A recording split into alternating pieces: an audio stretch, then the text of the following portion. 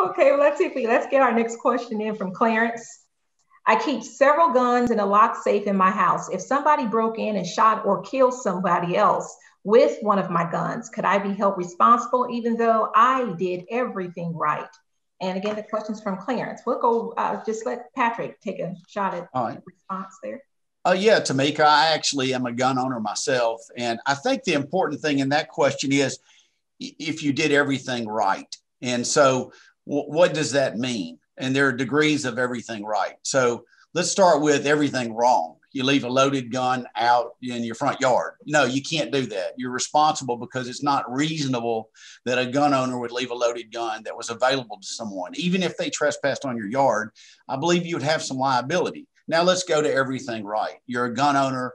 You lock it up in a room with a separate key, or even you have a gun safe and someone breaks into your house, breaks into your gun safe somehow, get your gun. I believe that the law would believe you acted reasonably and you don't have any liability.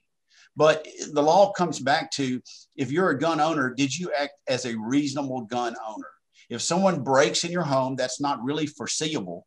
But did you have your guns locked up? Was the ammo somewhere different?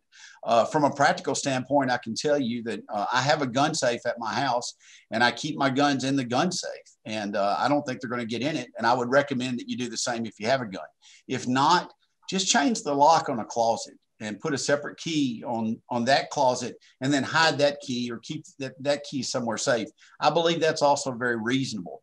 And as long as your conduct is reasonable, you do what they call everything right, like you said in your question, I don't think you're going to have any liability. Okay, thank you so much, Clarence. Rocky, did you want to add anything? Or I think Patrick, I think Patrick completely answered that question. You know, it comes down to there's a cause of action called negligent entrustment. And that's when you put a dangerous instrumentality, and that's usually like a car for someone who has been drinking and you give them the keys and then they go out and hurt somebody. But if you give easy access to a loaded weapon, I think the same theory would apply. Nobody wants anybody to get hurt. So I think Patrick's right, have a gun safe. And there's even these fingerprint gun safes that if you can afford, I think would be a great tool to have. So you have access to the weapon, but an intruder or someone else wouldn't. That's right. Okay.